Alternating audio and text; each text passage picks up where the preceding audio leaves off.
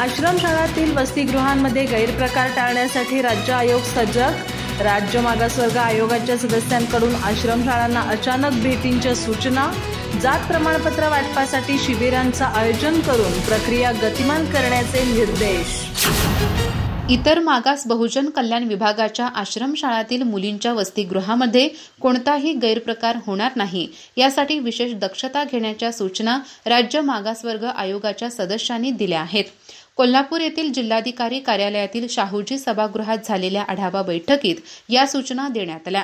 या बैठकीला आयोगाचे सदस्य प्राध्यापक मच्छिंद्रनाथ तांबे, प्राध्यापक डॉक्टर गोविंद काळे आणि डॉक्टर मारुती शिकारे उपस्थित होते।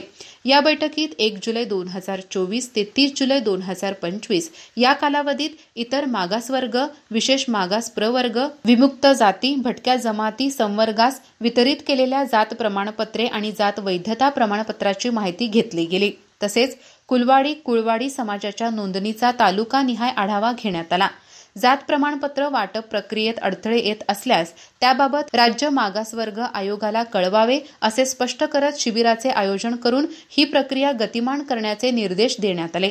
आश्रमशाळांना अचानक भेटी देऊन वसतिगृहातील स्वच्छता, भोजन, सुरक्षा, आरोग्य सुविधा यांची तपासणी करण्यासही सांगण्यात आले।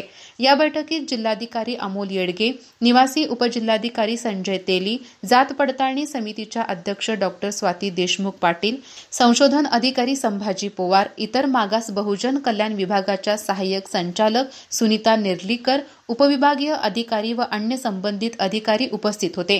तालुका स्तरावर जात वैधता प्रमाणपत्रे जलद गतीने देण्यासाठी नियोजन करण्याची सूचना देत या प्रक्रियेतील अडचणी दूर करण्यासाठी उपाययोजना करण्याचे आवाहनही आयोग सदस्यांनी केले। अधिक माहिती आणि ताज्या घडामोडींसाठी आजच आमचे चॅनल सबस्क्राइब करा।